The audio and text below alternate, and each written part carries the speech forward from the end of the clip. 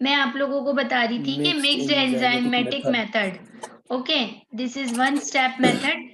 हमने 2 टाइप के मेथड पढ़े थे। अभी हम सिंपल आइसोलेशन पढ़ रहे हैं प्रोटोप्लास्ट का, है ना। Simple isolation. आइसोलेशन में मैंने 2 मेथड बताए थे ब्रॉड वे में, मैकेनिकल और एंजाइमेटिक मेथड। मैकेनिकल मेथड को मैं पहले भी डिस्क्राइब कर चुकी हूँ, लेकिन एंजाइमेटिक मेथड में भी 2 मेथड्स थे, 1 स्टेप और 2 स्टेप मेथड। तो 1 स्टेप मेथड में तो हम एक ही बार में मेसेरोजाइम और सेलुलेज डाल देंगे, लेकिन 2 स्टेप मेथड में हम 2 बार करके हम एंजाइम्स को यूज करेंगे।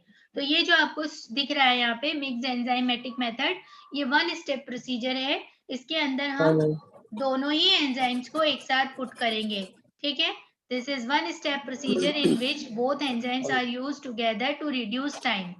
ये 1 स्टेप, अगर आपसे कोई पूछे 1 स्टेप मेथड को हम क्यों यूज कर रहे हैं ओवर द 2 स्टेप मेथड, तो you will be tell that key to reduce the time. हम बस टाइम को कम करने के लिए, बाकी मैकेनिज्म और मोड ऑफ एक्शन वही रहेगा। ये बताया किसने था? पॉवर और कॉकिंग ने। Protoplast can be isolated by treating cell with a suitable mixture of cell wall degrading enzymes. The mixture of pectinase और मेसेरोजाइम हम यहाँ पर दिया हुआ है concentration, and cellulase is suitable for the majority of plant parts because we know that the plant cell is covered by the cell wall which is made up by cellulose, ठीक है, pectin. So these enzymes will degrade the cell wall. Okay, percentage यहाँ दिया हुआ है. The commercial available enzyme has enabled the isolation of protoplast from practically every plant tissue.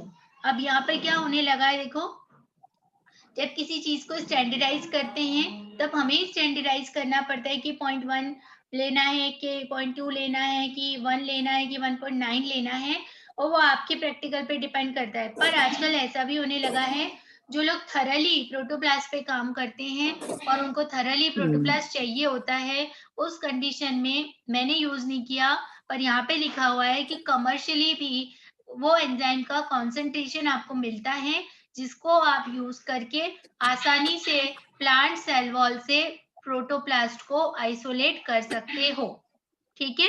इसका मतलब ये है the pH value is adjust between 4.7 to 6। pH value जब आप आइसोलेशन या फिर आप जो आपका मिक्सचर बनाओगे उसका pH होना चाहिए 4.7 से 6, और उसको 25 से 30 डिग्री टेम्परेचर पे आप प्रिजर्व रखोगे। सोर्स ऑफ प्रोटोप्लास्ट सिंपल सा है, इसमें कुछ ज्यादा नहीं है कि लीव्स हो सकती है, leaf is the most convenient होती है popular source of plant protoplast because it allow isolation of large number of relatively uniform cells. कोशिकाएं जो होती है पत्ती की वो रिलेटिवली यूनिफॉर्म होती है, इजीली डिग्रेडेबल होती है, ठीक है। Protoplast isolation from leaf involve 5 basic steps. मैं ये पहले भी आपको बता चुकी हूँ, लेकिन एक बार फिर से मैं बताती हूँ कि अगर हमको किसी पत्ती से आइसोलेशन करना है प्रोटोप्लास्ट का, तो सबसे पहले स्टरलाइजेशन करोगे आप लीफ का, धोओगे उसको और अच्छे से स्टरलाइज करोगे। Removal of epidermal cell layer, मैंने आपको पहले भी बताया कि फोर्सिप की हेल्प से आप उसकी एपिडर्मिस को हटाओगे, उसको हम बोलते हैं, ठीक है। पीलिंग करने के बाद आप उसको प्री एंजाइम ट्रीटमेंट दोगे, है ना। एंजाइम ट्रीटमेंट देने के बाद उसको इंक्यूबेशन के लिए रखोगे। डिपेंड करता है प्लांट सेल पे, कौन सी प्लांट की सेल है उसके अकॉर्डिंग, या तो आप उसको 4 घंटे 6 घंटे या ओवरनाइट इंक्यूबेशन के लिए रखोगे। उसके बाद आप नेक्स्ट स्टेप में आता है isolation bye filtration and centrifugation.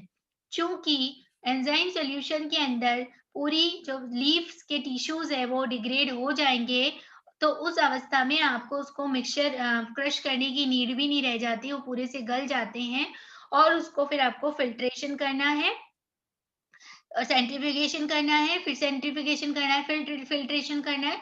इस तरीके से आपको उसको प्रोसीड करना है। अब और उसके बाद आपको आपका प्रोटोप्लास्ट मिल जाएगा, है ना। यंग, हाँ बोलो। जैसे कि आपने बोला कि लीफ का सबसे कन्वीनियंट रहता है उसके प्रोटोप्लास्ट को आइसोलेट करने के लिए, तो मैम अगर कोई राइपनिंग बोल रहा हूँ, ये कोई राइपनिंग होके ओवर राइपनिंग होने के बाद जो मतलब खराब होने लगता है ना कोई फ्रूट वगैरह, उस टाइम अगर आइसोलेट करे तो काम लगेगा कि नहीं?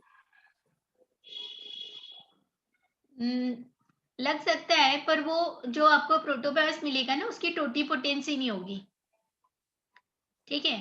प्रोटोप्लास्ट तो मिल जाएगा आपको, मैम लेकिन वो मैच्योर सेल्स की कैटेगरी में आएगा। फिर वो जो सेल्स है राइपनिंग की जो आप बात कर रहे हो आप, वो मैच्योर सेल की कैटेगरी में आएगा। और मैच्योर सेल्स जो होती है वो टोटीपोटेंसी उनमें कम होती है। अब पूछो आगे। अच्छा अच्छा अच्छा, ठीक है। हाँ मैम ठीक, हाँ मैम। अब इसमें भी यही है कि जैसे आप लीफ चूज कर रहे हो तो आप लीफ भी ऐसी चूज करोगे जो हेल्दी हो, यंग हो, ये चूज करोगे ना। पहले ही हम पहला हाँ प्रिंसिपल ही मैम। टिश्यू कल्चर का यही है कि we choose the explant which is healthy and more totipotent, है ना। तो यही हम लोग का आगे तक भी चलेगा। Young callus culture are also ideal material for obtaining large quantities of protoplasts because old callus culture tend to form giant cells with cell wall which are usually difficult to digest.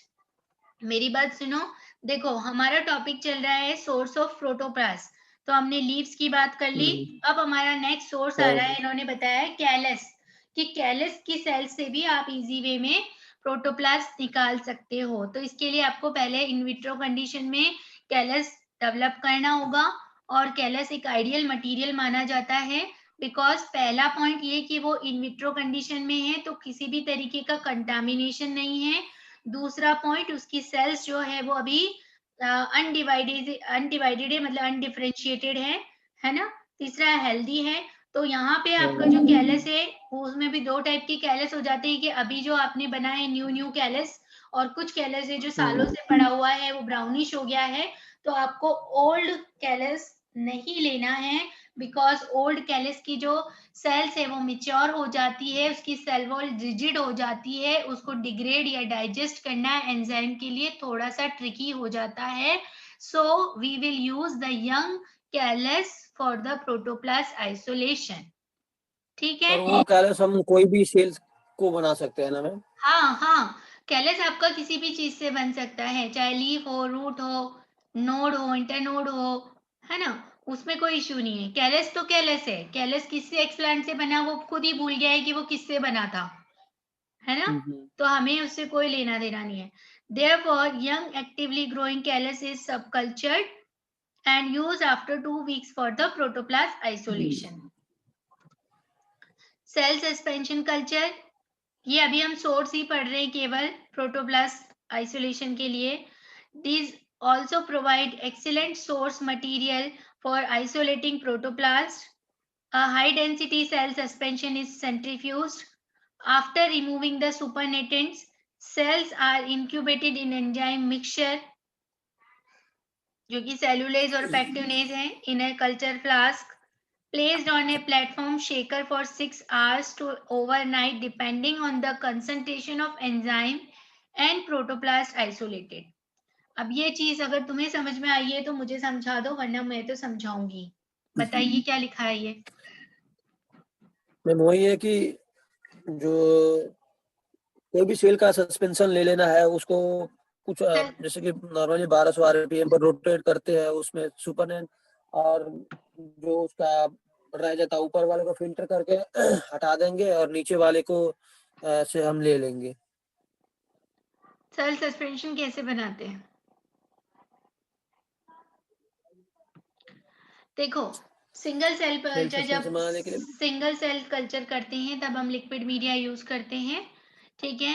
Liquid media के अंदर हम लोग sales को एक cell divide करके दूसरी cell, मतलब mitotic या मियोटिक डिवीजन करके वो बहुत सारी सेल्स वहां पर बन जाती हैं उस सस्पेंशन में।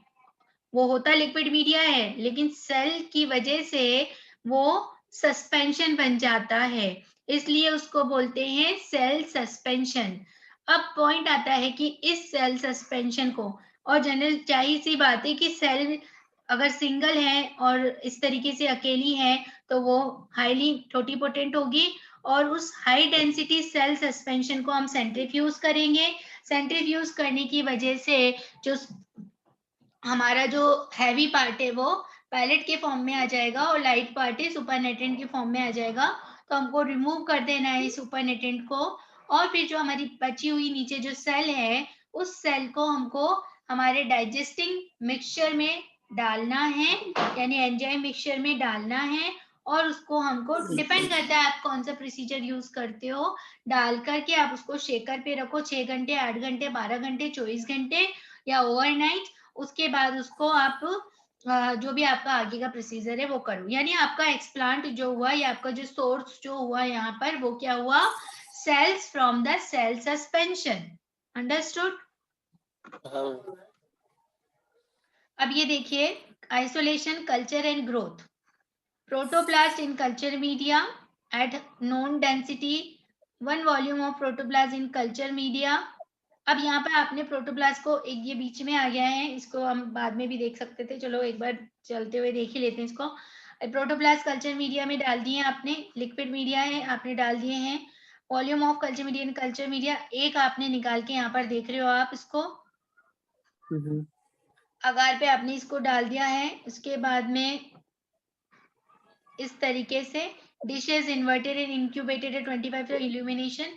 अब इसको आप कल्चर कर रहे हो, मतलब आपका एक्सप्लांट है प्रोटोप्लास्ट और आपने उसको मीडिया पे कल्चर किया है, इसका मतलब आप कल्चर कर रहे हो। या फिर आप इस तरीके से पेट्री प्लेट में भी प्रोटोप्लास्ट को रीजेनरेट कर सकते हो। प्रोटोप्लास्ट वापस से अपने आप में सेल वॉल बना लेता है, कॉलोनी बना लेता है। Colony subcultured onto agar media with reduce osmoticum to produce callus.